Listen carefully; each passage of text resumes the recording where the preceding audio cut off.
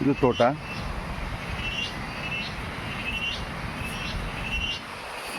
ಆಮೇಲೆ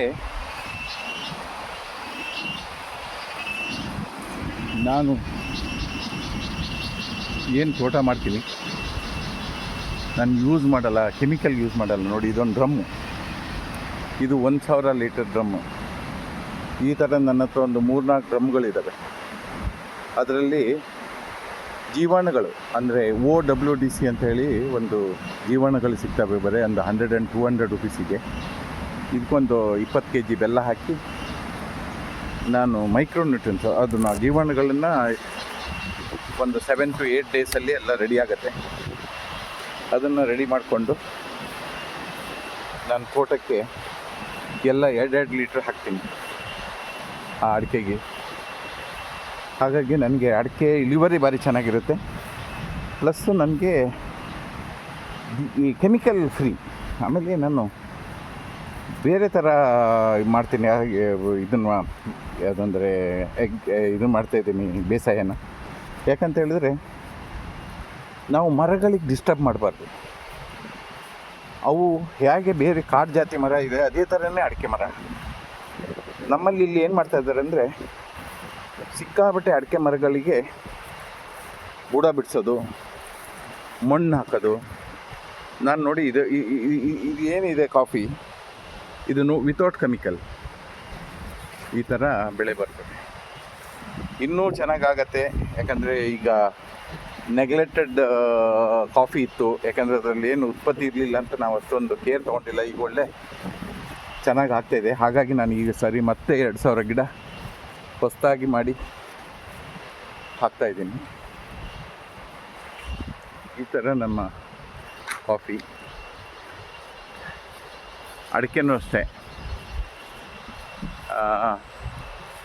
ಯಾರೋ ಹೇಳ್ತಾರೆ ಮಲೆನಾಡಲ್ಲಿ ನಿಮಗೆ ಬಯಲುಸೀಮೆ ಇರೋಷ್ಟು ಇಳುವರಿ ತೊಗೊಳ್ಲಿಕ್ಕೆ ಆಗೋದಿಲ್ಲ ಅಂತ.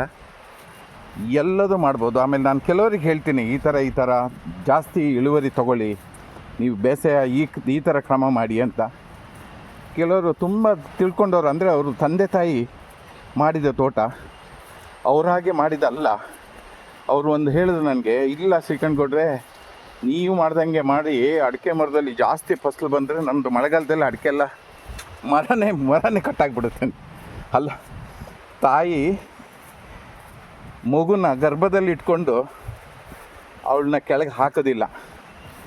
ಯಾಕಂದರೆ ನಾವು ಯಾಕೆ ಅವ್ರು ಹೇಳ್ತಾರೆ, ಅದು ಅವ್ರದ್ದು ಹೇಳೋದೇನು ತಪ್ಪಿಲ್ಲ. ಯಾಕಂದರೆ ಅವರು ಬುಡ ಬಿಡಿಸ್ಬಿಟ್ಟು ಬೇರನ್ನು ಲೂಸ್ ಮಾಡಿಟ್ಟಿರ್ತಾರೆ, ಬೇರೆ ಮಣ್ಣು ಹಾಕ್ತಾರೆ. ಆ ಮಣ್ಣಿಂದ ಏನೂ ಆಗೋದಿಲ್ಲ. ಸೊ ಹಾಗಾಗಿ ಏನಾಗುತ್ತೆ, ಮರಗಳು ಅವ್ರದ್ದು ಬೀಳ್ತದೆ. ಬಟ್ ನನಗೆ ಸ್ಟಿಲ್ ನಾವು ಈ ವರ್ಷ ಮರ ಬೀಳ್ತಿದ್ದು. ಈಗ ನಾನು ಈ ಥರ ಕೃಷಿ ಸ್ಟಾರ್ಟ್ ಮಾಡಿದ ಮೇಲೆ ನನಗೆ ಯಾವಾಗಲೂ ಮರಗಳು ಬಿದ್ದು ಹೋಗಲ್ಲ. ಓಕೆ, ಸಮ್ಟೈಮ್ ಹೇಳಕ್ಕೆ ಬರಲ್ಲ, ಬೇರೆ ಮರದಿಂದ ಬೇರೆ ಮರಕ್ಕೆ ಇದಾಗಿ ಬೀಳ್ತವೆ.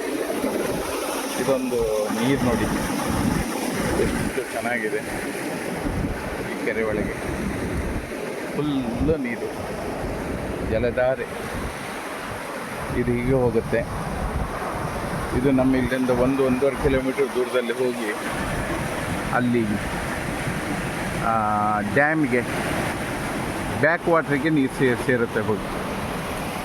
ಅಷ್ಟು ಬ್ಯೂಟಿಫುಲ್ ಇದೆ. ಹಾಗೆ ಇದು ನಮ್ಮ ತೋಟ. ನಾನು ಎಲ್ಲ ಕಡೆ ತಿರುಗಿ ಬಂದು ಈಗ ತೋಟದಲ್ಲಿದ್ದೀನಿ. ನನಗೆ ಭಾರಿ ಖುಷಿ ಇದೆ ಕೃಷಿ ಮಾಡೋದ್ರಲ್ಲಿ.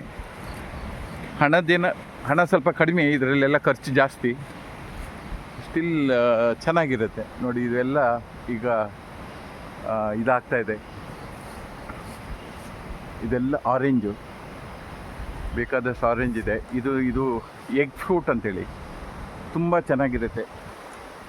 ಇದ್ರದ್ದು ಹಣ್ಣು ಒಳಗಡೆ ಎಗ್ ಹೇಗಿರುತ್ತೆ, ಯೆಲ್ಲೋ ಕಲರ್, ಆ ಥರ ಇರುತ್ತೆ. ಆಮೇಲೆ ಇದು ಮೂಸಂಬಿ, ಸಿಕ್ಕಾಬಿಟ್ಟೆ ಮೂಸಂಬಿ. ಅದು ಇನ್ನೂ ಒಂದು 1 ಮಂತ್ ಆದಮೇಲೆ ತುಂಬ ಚೆನ್ನಾಗಿ ಹಣ್ಣಾಗ್ತವೆ. ಭಾರಿ ಸ್ವೀಟಾಗಿ ಮೂಸಂಬಿ ಆಗ್ತದೆ. ಏನು ಮಾಡೋಕ್ಕೂ ಈಗ ಮಂಗಗಳ ಲೂಟಿ, ಸಿಕ್ಕಾಬಿಟ್ಟೆ ಮಂಗಗಳು ಲೂಟಿ ಮಾಡ್ತವೆ, ಅದೊಂದು ಪ್ರಾಬ್ಲಮ್ಮು. ಅಟ್ಲೀಸ್ಟ್ ನಮ್ಮದು ಅಡಿಕೆಗೆ ಏನು ಮಾಡಲ್ಲ, ಅಟ್ಲೀಸ್ಟ್ ಇವನ್ನ ತಿಂದು ಮಂಗಗಳು ಖುಷಿ ಪಡ್ತವೆ. ಇದು ನೋಡಿ ತುಳ್ಳಳಿಬೆ ಅಂತ, ತುಂಬ ಟೇಸ್ಟ್ ಇದು.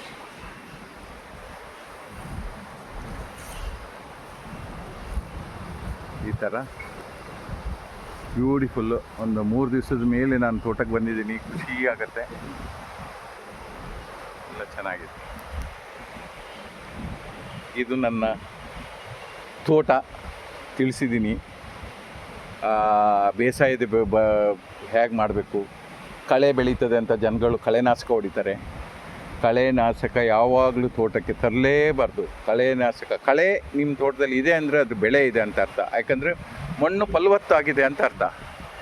ಸಪೋಸ್ ಕಳೆನೇ ಹುಟ್ಟಿಲ್ಲ ನಿಮ್ಮ ತೋಟದಲ್ಲಿ ಅಂದರೆ ಮಣ್ಣು ಸರಿ ಇಲ್ಲ, ಹಾಗಾಗಿ ಬೆಳೆನೂ ಕಡಿಮೆ ಆಗುತ್ತೆ ನಿಮಗೆ. ಅದೇ ಕಳೆ ಮಂಚಾಗಿ ಅದೇ ಬೆಳೆ ಅದು ನಿಮಗೆ ಇದು ಕೊಡುತ್ತೆ, ಕೊಳೆತು ತೋಟಕ್ಕೆ ಒಳ್ಳೆ ಫಸಲು ಫಲವತ್ತಾಗಿ ಕೊಡುತ್ತೆ. ಹಾಗಾಗಿ ಯಾರೂ ಸಹ ಕಳೆನಾಶಕ ಬಳಸಬೇಡಿ. ಆಮೇಲೆ ಜಾಸ್ತಿ ಇದು ಯಾವುದಂದರೆ ಕೆಮಿಕಲ್ ಕಡಿಮೆ ಮಾಡಿ ಪೊಟ್ಯಾಶ್ ಅಂಶ ಎಲ್ಲ ನಮ್ಮಲ್ಲಿ ಕಡಿಮೆ ಇದೆ, ಸ್ವಲ್ಪ ಪೊಟ್ಯಾಶ್ ಬೇಕು. ಅಂಥದ್ದನ್ನೆಲ್ಲ ನೋಡಿ ಮಾಡಿ, ಎಷ್ಟು ಬೇಕೋ ಅಷ್ಟೇ ಮಾಡಿ. ಅರ್ಧ kg ಹಾಕಿ, ಇಪ್ಕೋ ಅರ್ಧ kg ಹಾಕಿ, ನಿಮಗೆ ಬೆಳೆ ಕೊಡ್ತದೆ. ಆಮೇಲೆ ಫ್ಯೂಚರ್ ನಿಮಗೆ ತೋಟನೇ ಹಾಳಾಗಿ ಹೋಗುತ್ತೆ.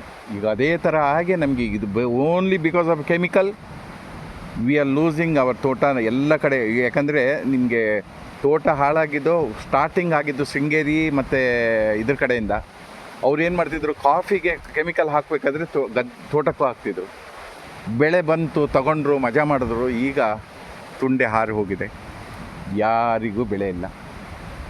ಈಗ ಮತ್ತೆ ಅವ್ರು ಕಾಫಿ ಮೇಲೆ ಡಿಪೆಂಡ್ ಆಗಬೇಕು, ಆಗಿದ್ದು ಪರಿಸ್ಥಿತಿ ಬಂದಿದೆ. ಹಾಗಾಗಿ ನಾನು ಹೇಳೋದು, ನಮ್ಮ ತೀರ್ಥಹಳ್ಳಿ ಭಾಗದ ರೈತರು ಕೆಮಿಕಲ್ ಕಡಿಮೆ ಮಾಡಿ, ನೀವು ಲಿಕ್ವಿಡ್ ಬೇಸಿಸ್ ಏನಾದರೂ ತಯಾರು ಮಾಡಿ, ಜೀವಾಮೃತ ತಯಾರು ಮಾಡಿ, ಈ ಥರ ಮಾಡಿ ಹಾಕೋದು ಉತ್ತಮ ಅಂತ ನಾನು ಹೇಳೋದು ನನ್ನ ಲೆಕ್ಕದಲ್ಲಿ. ಬಟ್ ಹಿಂದಿನ ಕಾಲದ್ದು ನೀವು ಬಿಡೋದಿಲ್ಲ. ಯಾಕಂದರೆ ಅಪ್ಪ ಕಾಯ್ಬೇಕಾದ್ರೆ ಹೇಳೋಗಿರ್ತಾನೆ, ಮಗ ದೆರೆ ಒಂದು ಇಟ್ಕ ನೀನು ಮಣ್ಣು ಹಾಕೋಕ್ಕೆ ಅಂತ ಹೇಳಿ, ಆ ದೆರೆ ಧರಿಸೋದು, ಮಣ್ಣು ಹಾಕೋದು, ಈ ಥರ ಮಾಡಿ ನಾವು ತೋಟ ಎಲ್ಲ ಕಳ್ಕೊತಿದ್ದೀವಿ. Take care, you will get everything. ದಿವಸ ನೀವು ತೋಟಕ್ಕೆ ಬನ್ನಿ, every day is a lesson. You have to learn from ನಮ್ಮ ಗಿಡಗಳಿಂದನೇ ನಾವು ಕಲಿಬೋದು. ಯಾಕಂದರೆ ಗಿಡನೇ ನಮಗೆ ಕಲಿಸುತ್ತೆ, ನಿನಗೆ ಏನು ಬೇಕು ಎಲ್ಲ ಅದೇ ಮಾತಾಡುತ್ತೆ. ಕೇಳಿ, ಗಿಡದ ಹತ್ರ ಮಾತಾಡಿ, ಕೆಲಸದವ್ರ ಹತ್ರ ಮಾತಾಡಬೇಡಿ. Okay, thank you.